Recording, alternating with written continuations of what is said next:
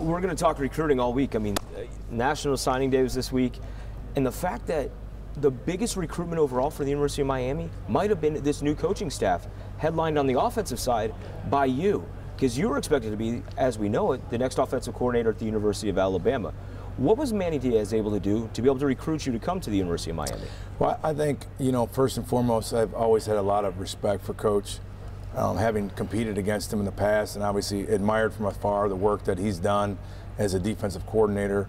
I've known people that know Coach, have worked with him, and any time that his name has ever come up, it's always been very positive, not just as a coach, but what's really important is as a person, his core values, the way he handles himself day to day. And so I knew all those things about him, and then as he started to talk to me about the opportunity here, I was really excited about the vision he had for the program, about the vision he had for our offense, and the role that I was going to be able to come and try to execute for him. So as we talked and the talks started to heat up, obviously my family this isn't a one-man decision, this is a family decision, and we talked through all the pros and cons of it. We just felt this was a great opportunity, and this was a good timing for us to be here.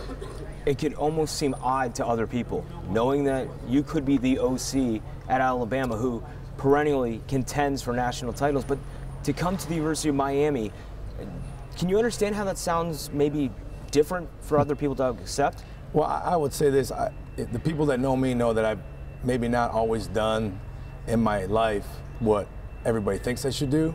And so, my faith is very important to me, and we've prayed a lot about this decision. Every time we have a decision, we pray about it. And, again, it's a family decision, and there's so many things involved in these decisions. And I think that sometimes the fans or people outside just look at the very basic, simplistic reasons to stay or go or what to go, but there's a lot of layers to these things that can become involved. But the big thing is that this is a football program that I believe is on the cusp of doing things, great things on a national scale. I think we can recruit the greatest players in the country here. I think we have the greatest tradition, obviously, here at this university. There's obviously a commitment from the administration with the facilities and the things they're trying to do.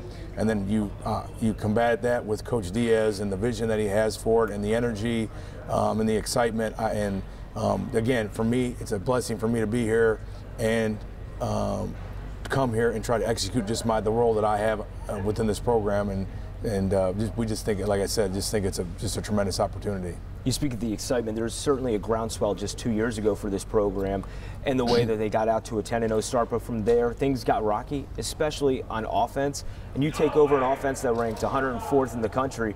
How different will your offensive approach be than what we saw out of Mark Richt, and how different will it look? Well, I can't speak to how different it will look, because I got to be honest with you, I don't really know. I haven't studied it that much or anything, but Coach Richt is an outstanding coach first and foremost, and he's an outstanding offensive coach, and he's had just a brilliant career.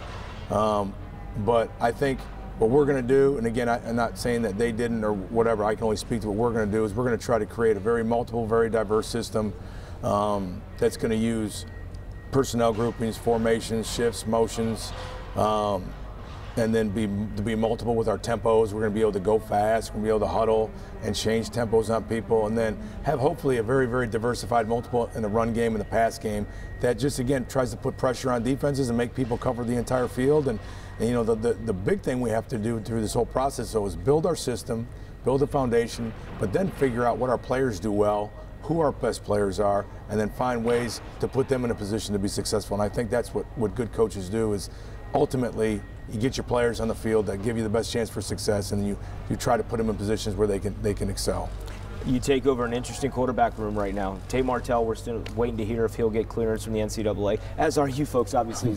But Jarrell Williams, then you've got N'Kosi Perry, who's kind of the incumbent starter. When you look at this quarterback room, is there any incumbent starter, or is this an open competition come spring? Yeah, again, I can't speak for Coach, but from what I've talked with Coach, it's going to be an open competition, 100%. I mean, everybody, that's probably going to be on the entire football team, but for sure within that room, you know what I mean? So there's guys that maybe a guy that's been here a little bit, but as I told the quarterbacks already, is that everybody's got a clean slate right now. So you come in, I have no preconceived notion of anybody about their on the field, off the field, demeanor, or whatever. Right now, you can, your life starts today, if you will, a little bit. So I'm excited to get to know them all, but it's going to be an open competition. I think we're going to obviously give them all an opportunity to compete and show what they can do. And ultimately, what they do on the field or don't do on the field is going to be the thing that decides who the starter is going to be, because they're going to have to earn it. Everything's going to be earned, and that's the way it should be. And I'm excited about the room because I do think there's a lot of talent in the room, but the guy that's going to grind, prepare, do the things, make the sacrifices on and off the field to win the respect of his teammates, and does all those things will ultimately be the guy that goes under center for us. And at the end of the day, that's a great responsibility when you become the starter here at Miami. You must like a pressure cooker. You coached at Michigan. The big house can't be easy. Offensive assistant. Then in Tuscaloosa. Now here. Is there something about you just enjoy the pressure of the moment coaching? Well, one thing that I've learned over the years is, there is no pressure if you prepare. And that's the way I've always coped with maybe people in my family or friends, and people ask me like when I played quarterback at Michigan State or wherever, and they'd be like, how do you do that? Like my wife will say to me sometimes, how do you call that play at 3rd and 4? And it's, you prepare, and then you don't worry about the outcome, because the outcome will take care of itself, if that makes sense. So I focus on the preparation. I focus on the day-to-day things of doing everything I can to prepare our players and prepare myself to give our team the best chance to win. And at the end of the day, if you do all those things, there really isn't any pressure. You just do what you do, and the outcome will always take care of itself. Canes fans have been impressed with Manny Diaz and his abilities on the defensive side of the ball, and you certainly coached with a great defensive coach and defensive mind, Nick Saban. Is there any qualities that you see that are similar? I mean, we know this is Manny Diaz's first head coaching job, but still, the fact to be able to see if there's a correlation between a very great head coach and even a young head coach. Yeah, I think in the short time here, I've seen some similar things. They're both very intense. And Coach Diaz is very intense. They're both very detailed. And Coach Diaz has really impressed me with his organization and the details of things and how he wants them done. And they're both very, very good communicators.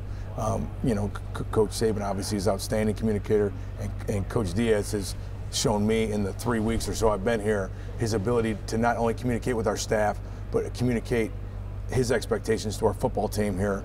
And the couple times that I've seen him interact with our entire team has been really neat. And you can just tell Coach Diaz has great leadership qualities, and obviously the administration here recognized that when he was an assistant coach here, the reason why they wanted to bring him back so quickly and as they did. So it's been very impressive. I got a couple more for you. Yes. More fun after this one, okay? Okay. Let's talk a little bit about pro ball right now. The Miami Dolphins, there has been a lot of talk about them tanking for Tua. You got to know Tua Tagovailoa and had a very big part in the quarterback he's become at Alabama. What led you to believe he's going to be successful at the next level when he is drafted in 2020? He will be, man. He's a great player, but every bit of what a great player is, he can match it with his character. I mean, Tua is A+ player, and he's an A+ person. He is got great integrity, great character. He's a team guy. I mean, he's so fun to coach because he was so coachable. He was never satisfied with the way he played, and he always wanted to get better, and he always did it with a good attitude. He'd come in, very rarely over the year I was there did he ever have a frown on his face, or, sometimes occasionally I would say, man, hey, something's bothering you. What is it? Oh, nothing. And then he would let me know and would get off his chest. But that was a very, very rare moment for the most part. Yeah. He came over, man, and he was ready to go. Here's why he'll be successful. He's very talented. He's got arm strength. He's got feet. He's athletic, but he also has tremendous instincts, maybe the best instincts of any quarterback or player I've ever been around. His ability to make quick, spontaneous decisions, unscripted, is, I think, what's really separates him and sets him apart from a lot of the guys I've been around. So I don't think anybody should tank, but certainly the team that ends up getting him is going to be getting not only an outstanding player, but just a tremendous person as well. You had to be jealous. I mean, being a former quarterback in a Power 5 program, you're like, why didn't I get those abilities? I told him that on multiple occasions. He'd ask, like, Coach, what did you do? I said, well, I didn't do anything as good as you did it. So let's just get that right on the table. Yeah. But no, he again, very humble. The guy's got great humility to him, and I think that's one of the things that makes him so likable for his teammates, and why his teammates respected him so much, because the season that he went through, a lot of guys could have turned into what I called, the superstar quarterback syndrome, or celebrity. I call him a celebrity quarterback. Okay. I said, don't ever become a celebrity quarterback. He never did that. He stayed humble. He always put himself on a level with his teammates, no matter what other people were maybe saying about him or doing for him. He always lowered himself and was just a great teammate. I would see him encouraging scout team players during practice. You know what I mean? The guy's real, man, and he gets it. And he certainly has a great family, which I think has helped kept him grounded during this time. And one of those quarterbacks was Jalen Hurts, that you had potentially the chance to bring over with you, which clearly would have made the offensive transition a little bit easier. How close was he? I think it was very close, but again, I think it was a very difficult decision for him. Obviously, we wish him all the best. He had to do what was best, what he felt was best for him and his situation. But again, another guy that's extremely competitive, very smart, a grinder, loves to work, loves to prepare. And the big thing, I said this during the national championship week. These two guys really made each other better because of the competition they brought every day, and that's something that I'm going to try to instill in this room, is that iron sharpens iron, as one man sharpens another, and we've got to get that room to a point where nobody can relax every day. Everybody's sense of urgencies are going to be on high, because that's how a game is. But if we can do that in that room to one another and create that kind of competition, it's only going to make our football team better. Have you had the chance to actually get out and see Miami? No. Well, a little bit when we drive on recruiting things around, and I don't know where I am really, but we were here for the Orange Bowl. I've been here on vacation a few times, and obviously that was one of the reasons that drew us down here as well, is that my wife and I have always just really admired this area, and we always say what if we could ever live there. So hopefully we get them down here soon, and we will be living here. So have you taken the family down to Key Biscayne? Have you gotten that far? Or? I've been there, but they haven't. So my wife will actually be here tomorrow, and then my wife and kids are actually all coming back next weekend. So we'll make it. It'll be more real for them once they all get down. So who does the scouting for the house? How does that work? That's all my wife. Yeah. Yeah. I don't have a say in anything. It's yes, ma'am. You know what I mean? I'm in like 5th place in my house, behind my wife, my 2 kids, and my dog. Then I'm the last one. So. All right. So easy one for you. Yes. Dog's name? What kind? And it's Gus Gus. Gus Gus. And it's a Chihuahua. A Chihuahua. Yeah. Is it named from Cinderella? Yes. The mouse in Cinderella. I think that's who it was. But you didn't name it though. No, I did not. I should have had the rights though, because I'm the one that takes care of them. I feel like now. So. How do you find time? Well, when I come home and everybody's mad at me about something, Gus sit on my lap, and I'll talk to Gus, and everything's good. And if we ever lose a game, he never gets mad at me. So, I got to hear it from the family about why I called this player, why didn't I do that on 3rd down, just like the fans. So the dog doesn't ever criticize me, so it's good. Harsher critics, last question. Harsher critics, your wife or the fan base?